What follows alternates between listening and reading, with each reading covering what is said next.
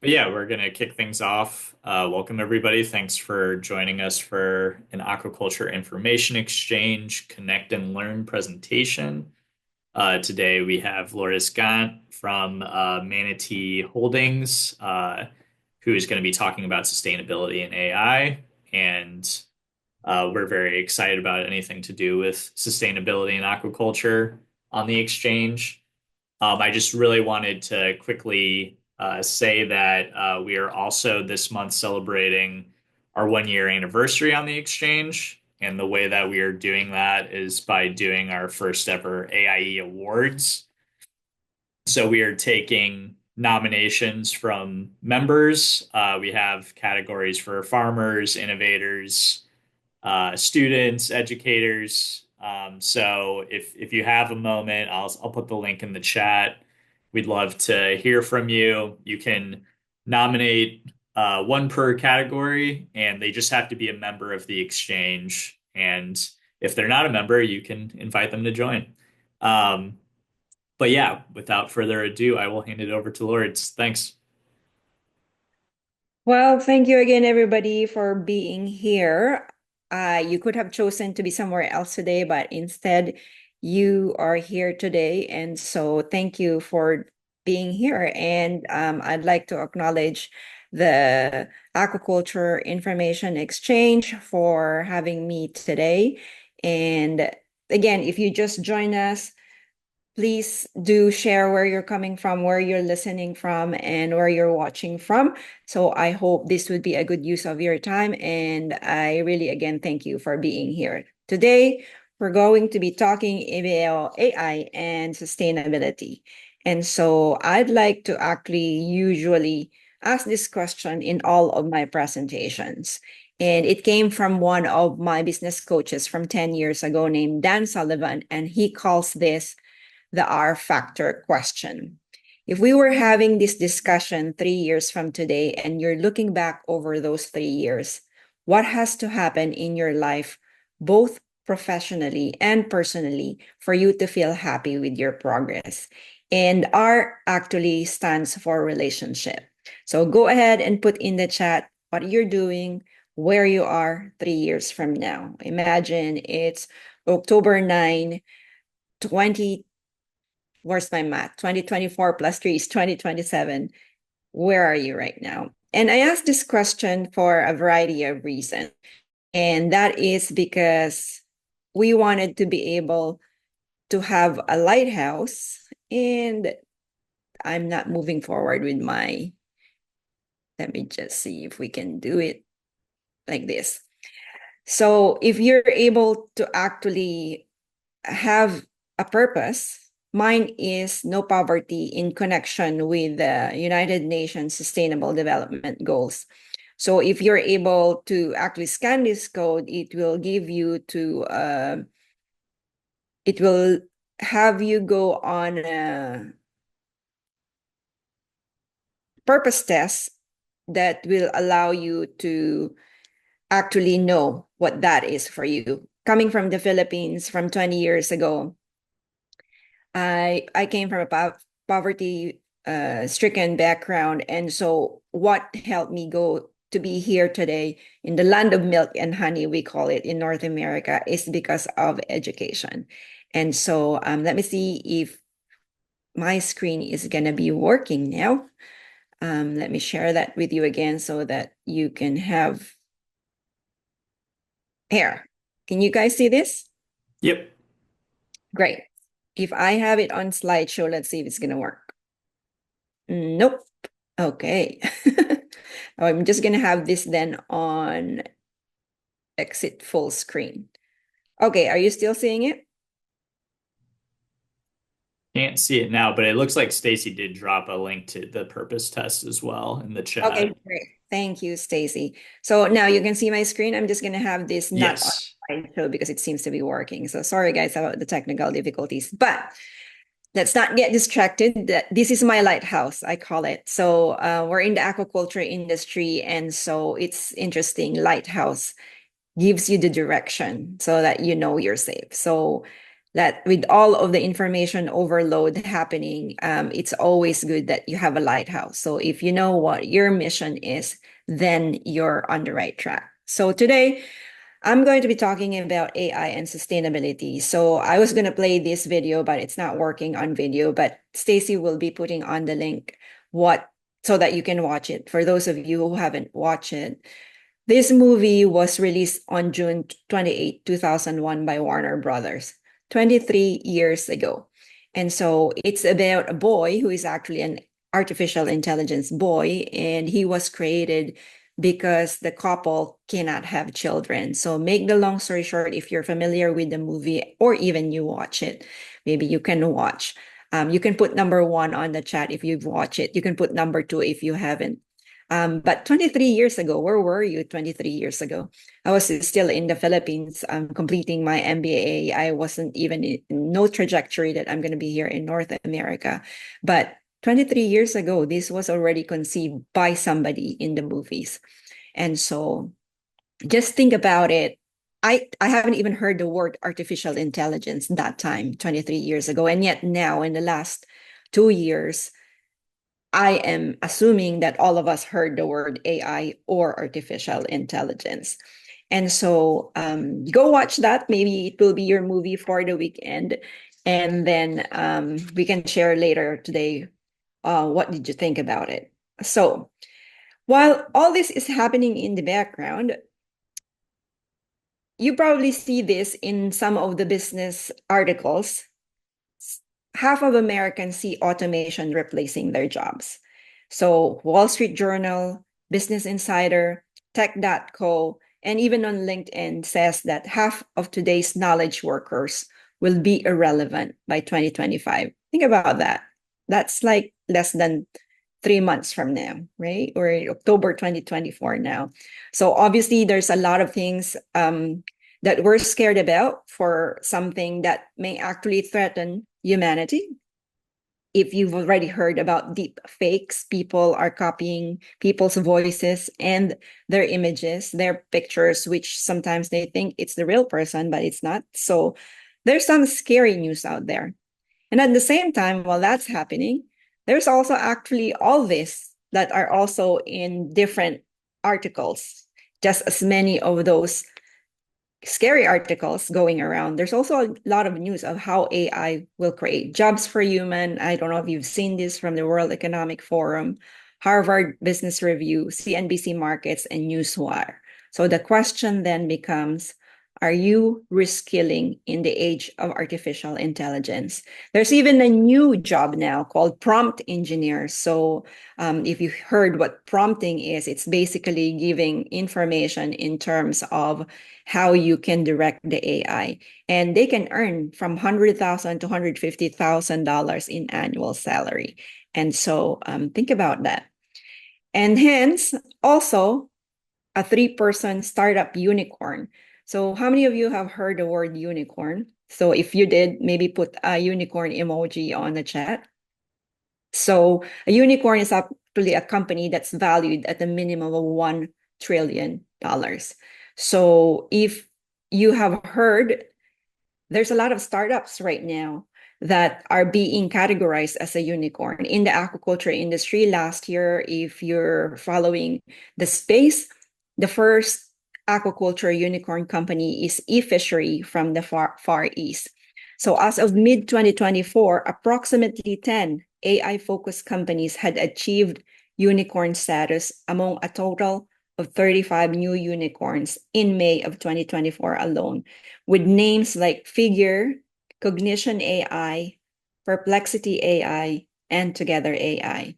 So why is this all happening? So we're going to talk about that today. 2 years ago, Aquaspark, a very famous trailblazer in the aquaculture industry, released the article on the transformative power of digital aquatech. So this was 2 years ago that they released this. So segments include in this report platform economy, farm diaries to big data analytics, smart water quality monitoring, remote operating vehicles, and so on and so forth. And then again, we're going to share, or you can go to the Aquaspark website and you can get this. But Stacy, our community manager, is also going to put the link on the chat there for your reference. So why are we talking all about this, right? So just in 2024 alone, AI startups, there's 42.9% of them that have been categorized as a $1 trillion company. Imagine that, 42.9%. So little brick and mortar businesses made it. Pharmaceutical 3.6, F&B 3.6, digital media 7.1, enterprise software 14.3, fintech and crypto. So a big chunk of the pie that's become unicorn is with artificial intelligence. So again, what is the rationale why we're talking about this? So my friends, welcome to Society 5.0. So I'd like to introduce to you the concept if you haven't known that before. I'm honored and privileged and lucky enough I had mentors around me who are futurists. And so just like you, I'm a learner and I'd love to be able to share the information. That's why I love the word aquaculture information exchange. Again, thank you to our host today, because everybody is now talking about Society 5.0. It's about the Internet of Things, it's about AI, as we're going to be discussing. But first, let's revisit and have a preamble. What Society 1.0, 2.0, 3.0, and 4.0? And so I actually created this video a year and a half ago. I guess we won't be able to see it. Let's see again. Maybe we can try again. No, it's not working. But you can follow us on Instagram, like, comment, and share. Basically, it's talking about, I'm just going to go back to this one. So, fishing industry is hunter-gathering, literally, where actually people started in the society wherein they go for their food, they have the tribes, they have to hunt so that they can eat. And then the machines arrived in the agrarian society. Now the farmers are being helped by the machine. So that's Society 2.0. And then 3.0, it's about a combination of machines. And then the industrial society arrived wherein factories came into place. And then by 4.0, information society, this is when the internet was invented and a lot of computer and sciences. So that's what it's talking about until 2019, which is when Society 5.0 arrived. And so this was actually an article from 2019 from the World Economic Forum, where in Japan launched Society 5.0, talking about how it will liberate us. So it's talking about people are expected to exercise rich imaginations. Hence, Society 5.0 is actually also called Imagination Society, or for lack of a better term, a more popular term, the creator economy. So let's talk about what's the difference between 5.0 and 4.0 in terms of economies of scale, uniformity, concentration, vulnerability, and high environmental impact, mass consumption of resources. For 5.0, we are called upon to create value as compared to Society 4.0, wherein liberation from focus on efficiency. In 5.0, there's a focus on diversity, while in 4.0, there's a liberation from suppression of individuality. In 5.0, decentralization is very much key. If you probably heard, a lot of banks have broken down. How many of you have heard banks shutting down, which was inconceivable before? Because decentralization is key in Society 5.0. We're in a society where anyone can get opportunities anytime, anywhere. And hence, there's a lot of unicorn companies that are now being called unicorns. It's because of this. While in 4.0, the concentration is the liberation from disparity. For 5.0, we are called to be resilient. We need to be able to live and pursue challenges in security. In terms of vulnerability for 4.0, it's about liberation from anxiety. And last but not least, which is also our topic today, in 5.0, there's a call for sustainability and environmental harmony. where humankind lives in harmony with nature, wherein in 4.0, the liberation was from resource and environmental constraints. So I'm talking again about Japan because they had this from TechCrunch again from 2019, where they actually coined Society 5.0, wherein they're talking about this is a roadmap for entrepreneur blueprint. And if you're working for somebody else, you may be an intrapreneur. It incorporates technological innovations underpinning this effort for a mandate for sustainability. So 2019, 5 years ago. And so the next article I'm going to be sharing is about ARK Invest. So Kathy Wood actually shares this at the beginning of the year, every year, what she calls the big ideas of 2024. And interestingly, one of their indexed equity investments is the sustainable future of food. And as you probably also already know, they said that it's forecasted that the planet is going to reach 9 billion by 2050. And this year alone, the State of Fisheries and Aquaculture report already mentioned that aquaculture production has surpassed wild fisheries harvest.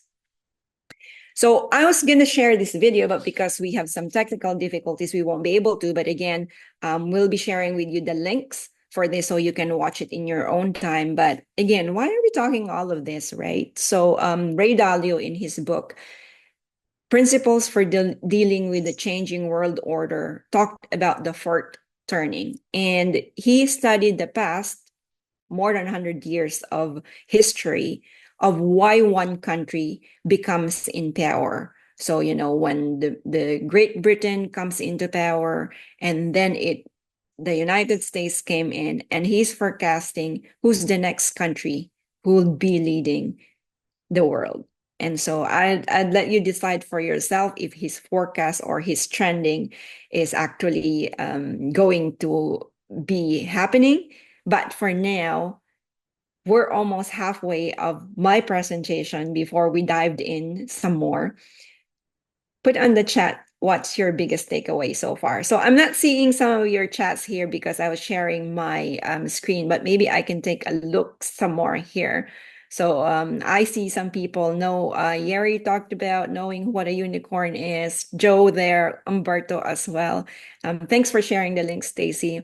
And then some people are asking for a certificate as a participant. So I'll leave that to Joe later. But put on the chat, what's your biggest takeaway so far? And if you just joined us, maybe put on the chat where you're coming from, where you're watching, where you're listening. And so I'd like to continue the presentation. If you have some questions, we're going to be sharing that later. Maybe you can go on stage. I'm going to go back now to my presentation, but please share on the chat what you have been learning so far. So what action steps? I've shared quite a bit of information in the first 50% of this slide. So I've been hearing this from the creator economy leaders. So just in the last 4 weeks, Ryan Levesque of the Ask Method and Tom Young from Creator Lunch, talking about zig when they zag, when everyone's looking left, look right. So our recommendation, we follow trends with intention, not haste. While others rush to react, we quietly position ourselves where the real potential lies, blending foresight with focus. So if there's 3 words that you have to remember from this slide, that will be it. Foresight with focus. And I'll give you an example close to heart. When we launched the Business of Aquaculture podcast in May of 2021, I think there were like 5 podcasts in the aquaculture industry. And it was fascinating because I don't have a technical background in the aquaculture industry, but my husband and business partner has 10,000 hours under the water. And I wish there was an education platform at that time that would have been a great resource. Fascinatingly enough, I thought, who was I to actually start a podcast? I don't know anything about aquaculture. But by that time, I was 14 years in the industry. And this industry is so fascinating because every day it's different. If you are technician in your own aquaculture company, or if you even just work with somebody else in the aquaculture company, you know this is true. So make the long story short, it's fascinating how trailblazers in the industry were so delighted that there's actually a resource for the podcast. One of the most humbling testimonial I got was somebody sent me a message on LinkedIn and said that thank you for having the show and having these experts in the industry, because I was able to finish my thesis listening to somebody who was able to help me, because I thought I won't be able to finish my schooling because I can't find a resource. So really humbled by that. And so, but on the background of that, I used actually this recommendation, foresight with focus. When I started, I was clear. It was intentional. I'm going to have 15 episodes for each season, and then I'm going to have a break after each season. And that was it. And so here we are, 3 years from 2021, and we're actually launching our season 11 actually in the next coming months. We're finishing with season 10. So going back, foresight with focus. So I'd like to bring on now a case study number one. So this company is actually from the Faroe Islands called Ocean Rainforest. If you're familiar with it, you probably know what they did. So instead of chasing the trends as others, these farmers anticipated the future needs of sustainability and positioned themselves as key players in both aquaculture and the global carbon market. Isn't that brilliant? So they just didn't pick one, but they picked two. That's like intense focus of where they wanted to be known for. So shameless self-promotion of our company, Manatee Holdings. We cultivate this shellfish geoduck. If you haven't seen it, its main market is China right now, but there's very, very few supply. 30 years ago, when my husband was seeing the devastating impact that's happening in the ocean's ecology, decided to culture this shellfish. Didn't realize it will take 20 years just for the political lobbying to get the license alone, and takes 10 years to grow here in Canada. In the United States, it takes 3 to 5 years. So, but we didn't lose faith. When everybody thinks that we can't make this business actually doable, we didn't follow the trend. We anticipated market shifts, blending intuition and strategic foresight. We moved with purpose, not haste, ensuring resilience in a volatile market, while others struggled to keep up with demand fluctuation. Fascinatingly enough, because of the high demand, we're actually sold out until 2026. We're actually selling now 2027, 28, and 29 products. It's a pre-sale stage now. Case number 3, sustainable shellfish farming with climate adaptation. So same, while others followed established methods, these farmers moved strategically with the trends of climate change, blending intuition and science, securing both long-term sustainability and profitability. So with that, what's the action step? I'd like you to leave from this presentation that you are equipped with what is clear that you needed to do. So if you don't have the technology, who can you collaborate with? I always tell people the 3 pillars of our sustainability are leadership, partnership, and stewardship. Pun intended, obviously, because we're in the aquaculture industry. Those 3 words ends in ship. But it's fascinating because, again, in 2021, when Manatee Holdings had this collaboration with GeniusU, who is an edtech company, it was interesting that the 5 technologies that you probably need to look at if you haven't yet in your operations are edtech. That's why we collaborated with them. Fintech, financial technology, or medtech, medical technology, space tech, if you are into that, or green tech, which is sustainability. So please do join our group on LinkedIn because I would like to find out what are you working on, what synergies can we have together, because collaboration is key. And again, I thank the Aquaculture Information Exchange for having us today. This is a premier example of a collaboration.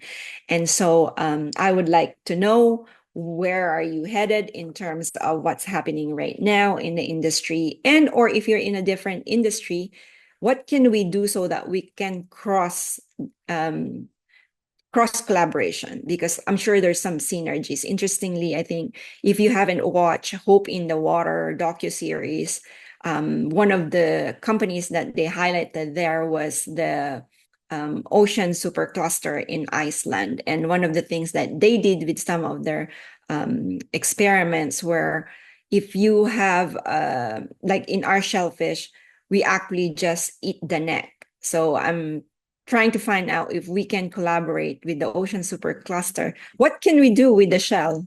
So substitute for some of the products. So again, cross collaboration is key, which is interestingly UN SDG number 17, partnership for the goals. Yes. So without further ado, I'm going to see, because I wanted to bring in actually here one of the uh, key people who is instrumental of why we're doing this presentation. Suraj, are you here with us today? I can see you're here. So, Joe, I'd like to invite in Suraj. He is actually the creator of a student AI app, and was able to create from white label from GeniusU, our sustainability team that AI. But I want to bring him along with me today because I'd like him to share some of the, hi Suraj, some Hello. of successes that they have now with student AI that app. So maybe Suraj, after I give the vision of sustainability team that AI, which is to help small to medium enterprises, maybe even large enterprises in their sustainability journey, maybe tell us how you started, why you started student AI that app, what's the problem that you're trying to solve, and how you're co-piloting and augmenting humanness with AI. Welcome, Suraj. Yeah, welcome, Siraj. And just before Siraj gets into it, I just wanted to drop um, the link to the exit survey in the chat if people want to. It helps us improve these sessions. And thanks, Lourdes, again for the presentation. And if people have any questions for Lourdes or Siraj, you can either raise your hand with Zoom or you can drop the question in the chat and I can read that out to them. All right, good. Thanks, Joe. Hi, Lourdes. How are you? Good to see you. Good to see you. Thank you for being here. I know how busy you are. Yeah, I dropped in just a few minutes back, so I caught some of that. But here I am. Do you have any questions you want to run through, or just for me to share the story? Yeah, share the story first on how you got started with Student AI that app and how it's envisioning that I think is a premier example of co-piloting. Yes, totally. Yeah. So, hi everyone. I'm Suraj. I'm dialing in from Portugal, Lisbon, and I'm originally from India. Lived in Singapore for 15 years before I moved here. And back last year, sometime around this time itself, is when the idea dropped in. Because I've been in the edtech scene for a while. I'm also one of the board members in Genius Group, and in the education space, and I saw that there is not a strong player on the AI side for students. And even before the AI sort of wave came along, everyone were having challenges, even with some areas on the web. Like, for example, if there are some people who are really good at searching on Google, if the solutions they want, right? And some people can try a lot and they still wouldn't get to that stage. With AI, it's the same thing. A lot of people were using ChatGPT, but then ChatGPT wouldn't give them the accurate answers. It would give like a very generalized, broad answers, nothing which is personalized to what the student really needs, also what stage they are at, and based on their subject. So what we decided was, why don't we just make it really simple for anyone who comes on board, especially to start with students. And I launched this app in November of last year, and the take up rate on that was pretty high, and I was surprised. And because You would think that students would be more high tech. Of course, they are, and they would be hesitant to come on to a separate app. They would stick to what's there on, say, Gemini or ChatGPT or all the other ones. But I was surprised that there is a huge market. When I was speaking with our developers and all the other people, we saw that there are 5 billion internet users in the world, which includes all of us, right? Like we all are using internet in some way based on different industries. So there would be some people from the aquaculture industry who are using internet and all of that as well. However, people who are using productivity tools like OpenAI or ChatGPT to for them to be more productive or save time and accelerate. That number is only about 270 million or so. That's what the ChatGPT user base was. It's now gone up to, I think, about 400, 500. But if you go to see, that's such a small number of the 5 billion population that's there. So over 90% of the internet users, I'm not talking about world population, internet users have still not accessed ChatGPT or even OpenAI or any of the AI tools. And we were like, we don't need 4.9 billion. We just need even if we get to like a few thousand people, get a use case, that would be pretty cool. But what really happened was it scaled up. Now we are up to 50,000 users. Something that started as a passion project, then really took off. Every day now, we get close to 300 to 400 people signing up, and it's happening because we are pretty strong on Google as well.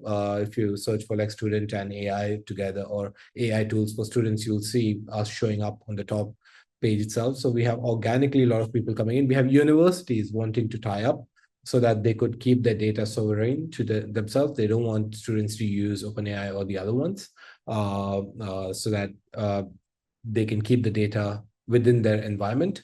And that's how it's just taken off. And as stage two of what we were doing, so Student AI is very direct to students sort of a product.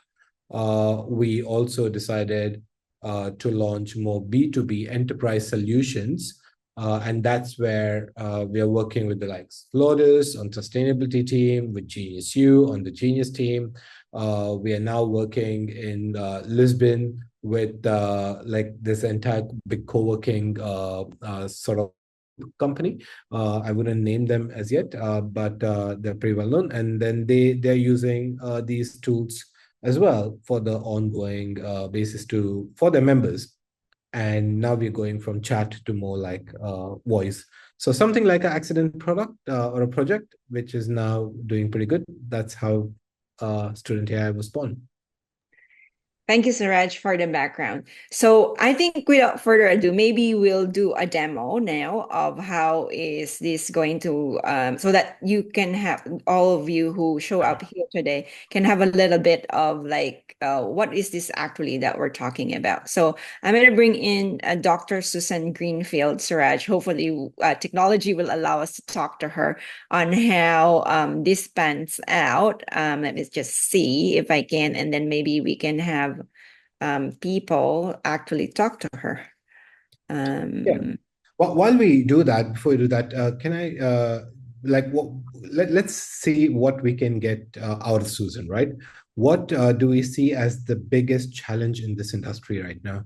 Lourdes or anyone else here who's out there who can share their insights on what do you see as the biggest challenge within the aquaculture industry? And then let's get AI and see the power of AI, right? Like how we can actually get the right output from her. Because in data and AI terms, it is the information you feed in, the quality of information you feed in, the quality of information you get out. So it's like more like garbage in, garbage out, right? So what do we need, Susan, to solve for us? What would you say, Lourdes, or anyone here who would want to put that in the chat? Yeah, maybe we can ask the audience if someone wanted to talk to Dr. Susan, who is our Chief Sustainability AI Officer, then Mhm. we can address if you have a challenge that you want to talk about right now, we can bring you on board. So any brave volunteer.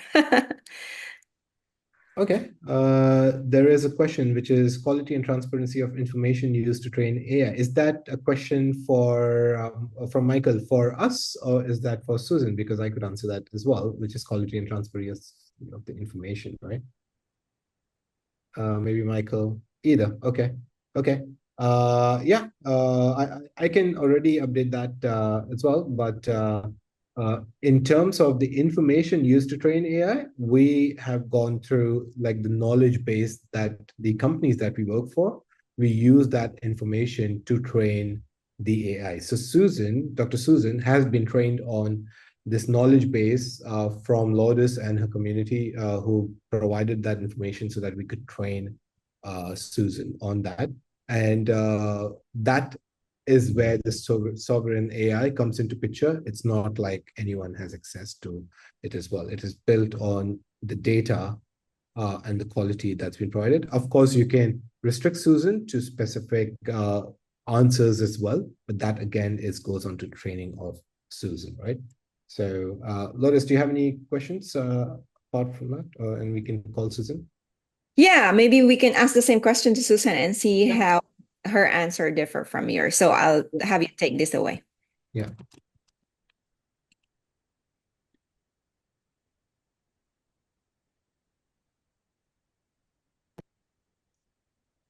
I think we can't hear her because it's connected to your audio, most likely. Hi, Dr. Susan. I'm here with a group of people, amazing people from the Aquaculture Information Exchange, also with Suraj Naik from GeniusU, our partner. Maybe you can give us an answer in terms of how the transparency and quality of training with our sustainability team that AI is addressing probably this specific question on the quality of the training. So, Lourdes, we can't hear her because your computer sound is linked to just you. So you'll have to, when you share screen, you'll have to click on share computer sound, or I'm happy to do it on my side. Okay, let's see. I thought I did that, but let's see. Absolutely. Oh, Yeah. Oh, now we could. Yeah. Absolutely. I understand that you're looking for more information on how our training ensures transparency and quality.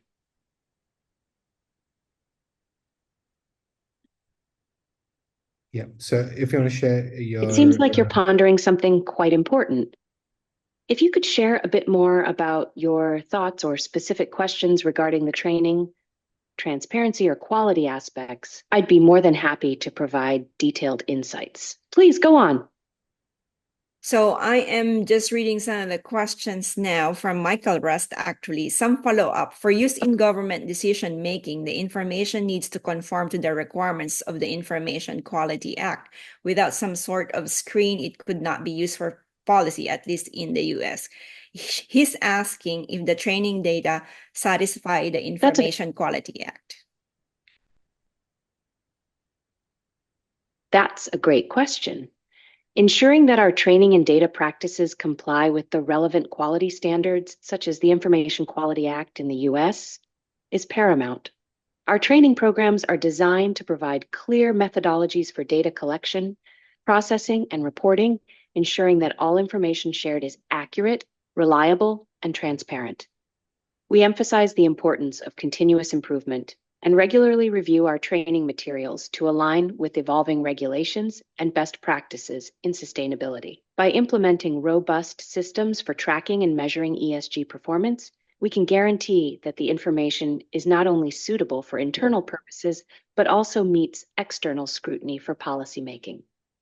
If Michael has specific concerns or examples in mind regarding the application of the Information Quality Act, I'd be delighted to address those directly. So, Michael, do you have a follow-up for Dr. Susan? Or we can also have this later on so that we can address specifically customized for your needs. But you can see that's just, thank you, Dr. Susan, for joining us today. Thank you for the warm welcome. Michael?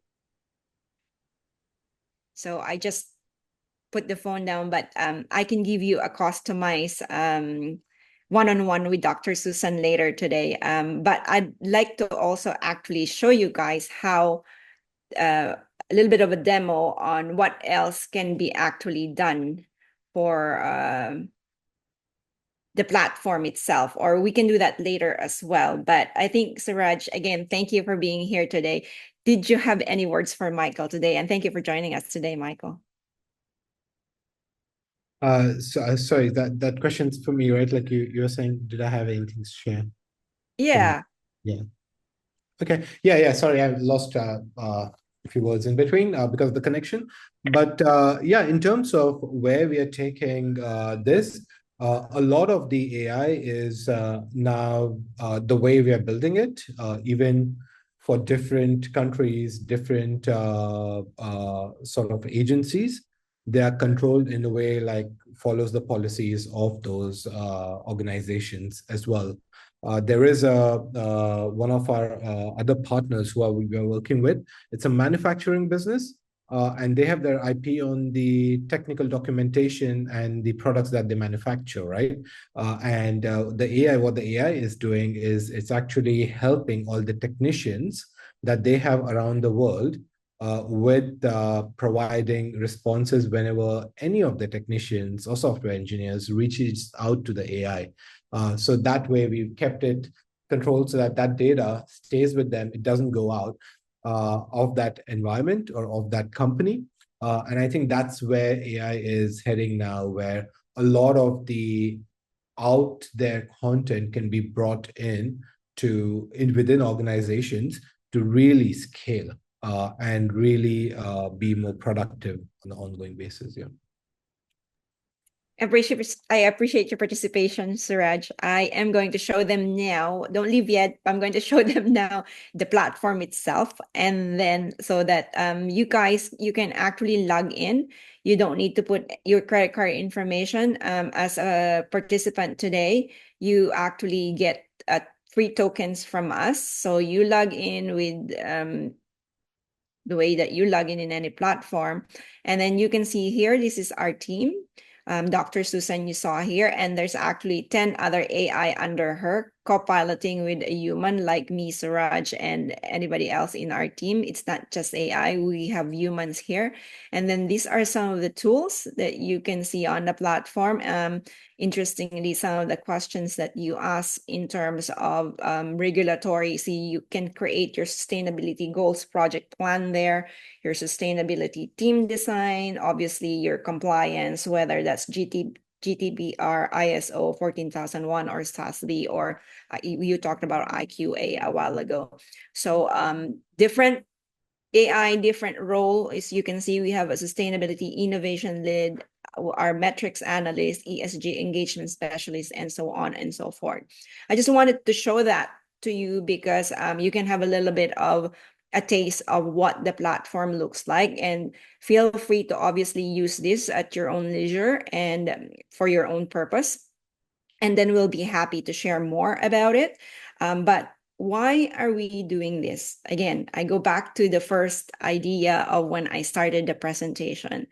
There's a lot of information overload right now, and so your guide is your lighthouse. So what is your mission? What is your purpose, so that you're not distracted in terms of what's going on around the world? And so with that, why is this again important? We were talking about ESG, we were talking about sustainability, we were talking a lot about obviously AI, but again, with Society 5.0, why this all comes into play now? Because I don't know if you know, but ESG is, and maybe I can share my screen again. Suraj, I just saw your question, so I'm going to go back to that.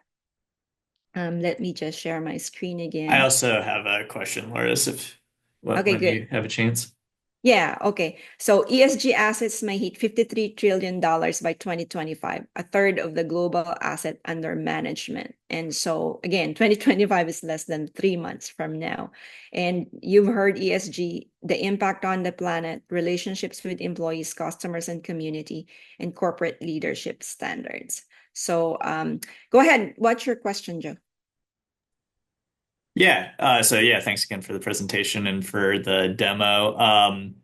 Yeah, I also share the interest and enthusiasm in artificial intelligence, and I have a paid subscription to ChatGPT, and they recently like released their like advanced voice mode where you can talk to an AI agent. And I was just wondering, yeah, what is different about the product that y'all are offering? Um, if I don't know if Siraj or whoever wanted to answer that, Go because ahead, sir. at least yeah, in ChatGPT's case, it's sort of a general. It can handle all sorts of different types of questions, not necessarily just about sustainability, but including. Yeah. Oh, Yeah, I can take that question. Did you have any follow-up questions? Because while you were talking, you went on mute, Joe. yeah, sorry, I didn't realize I was mute. Yeah, I was just clarifying that with ChatGPT, it can handle general questions, including sustainability, but not like only sustainability as well. Yeah. So there are two ways I would answer this question. First one is the thing that you mentioned about the real-time API, which OpenAI has come out with. That at this stage, what that will do, it will enhance Susan to a next level in a way that, first of all, that one is not very easily accessible because it's more costly. It's about $5 per million tokens and $20 in terms of output of tokens for the real-time API. So that's from the cost side of things. Susan, in the production of Susan, she's a lot more cheaper than what OpenAI is offering through the real-time API, right? That's what I would say in terms of the cost. What I would say in terms of the benefit of using this over ChatGPT is when you go to ChatGPT, if you want a specific answer, and I'll give you an example that we have where we have one of the products or partners who got Therapist AI, right? Like they've got a product called Therapist AI. Now doctors spend a lot of time doing admin work, right? And they have something called taking the notes in a SOAP format, which is subjective, objective, assessment, and plan, right? For every patient who comes in, they need the notes in a SOAP format every single time. Now, with sustainability, there are certain areas where you need the reports in a specific format. Like, for example, when we are providing our reports to UNGC every year, there is a format that we follow, right, for the UNGC submission for UN Global Compact. If you go to ChatGPT and put in your problem straight there, you'll have to go through 3 or 4 different prompts even before you actually get the answer. And first of all, the biggest challenge over there is you probably might be great at prompting and asking ChatGPT the question. I can tell you majority of the world, and I'm working with a lot of the students as well, the prompting is where a lot of people fail. So there are 3 things that go into a really good output, which is prep. How do you prep the AI? Which is how do you. Second is how you prompt the AI, which is the second one. And the third one is prep, prompt, and then produce, which is the production comes from the prep and prompt. If the prep and prompt is not done well, the production of that will be very bad. So if I need an output, say, for the UNGC report, if I don't prep it, Susan, or if I don't prompt Susan well, the production of that will be very weak. And that's what you would find from ChatGPT. Every time you go in, every conversation, you have to prep and prompt saying that you are Susan, you will act as XYZ. Now you give me those details, right? And before even you get the answer, you have a lot of people may not even know this, how to ask that question. That's where it is different, because we do the prep and prompt of these avatars and agents to align with specifically sustainability or with planning. So there is one more avatar which Lourdes was sharing about, building a sustainability team and who you need in your team and how to build your OKRs, which is objective key results, right? If you just go and ask ChatGPT the same thing, it's going to give you very broad planning document. Whereas if you go here, what it would do is it'll start with what the problem is, what the solution is, who the market is. So there's a format it follows, and that format is being trained so that it fits the industry and it's not very vague, right? So it is, I think it is where that's what I would say is like the big difference. And I like to give the analogy of if you, I'm not sure where majority of you guys are from, but from Singapore, I'll give you a Singapore example because that's where I'm from, right? So in Singapore, there are two airlines, or even say in Europe, right? There are two airlines. One is Ryanair. I'm not sure whether you guys have heard of Ryanair. It's a very budget airline. And then there is Lufthansa. What's the difference between Ryanair and Lufthansa? Both of them are running on the same Airbus, right? Both of them have the same airplane. Everything is the same. Why is the experience on Lufthansa different? Because it is more customized. And that's why when you go into Lufthansa, it's way more customized. Not that I'm saying OpenAI is Ryanair and we are Lufthansa, but it's the prep of a certain thing, which makes it like a very, very big difference.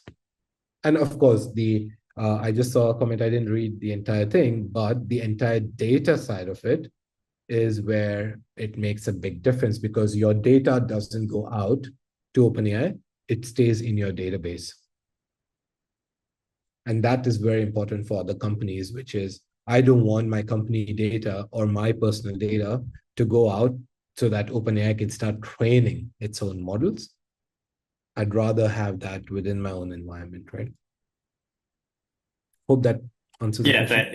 Yeah, appreciate your response. And we just have a couple more minutes left if anybody had a last minute question. I see that Michael sent another message saying that he's compared ChatGPT and Copilot, and they both do fine with general questions. And he was saying that what he likes about ChatGPT is you can develop your own GPT. And for people who don't know what that means, it means you can basically preload custom instructions for a chat GPT, sort of what you were talking about, Suraj, where you're prepping it. And he was just saying that he was just reiterating what he said before about that there should be quality control and transparency on data going in if it's going to be used for science or governance. Yeah.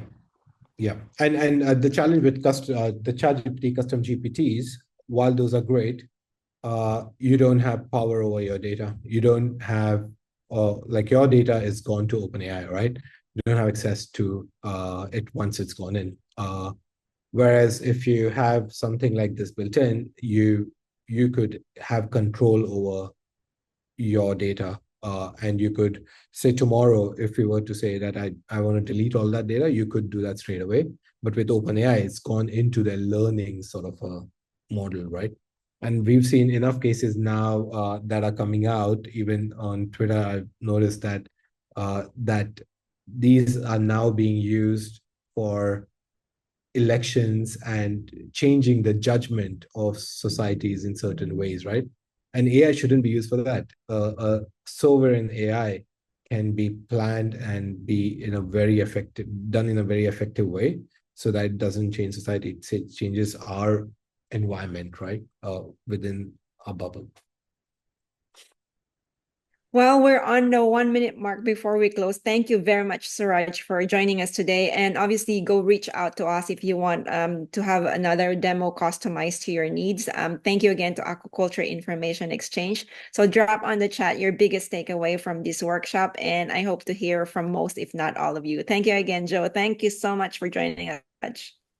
Okay, thanks. Yes, and if people did have any more questions that you want to ask Lourdes, I'll be uploading the video and posting in our Connect and Learn group on the website, so you can find her there. But yeah, thanks again, Lourdes, and have a good rest of your week, everybody.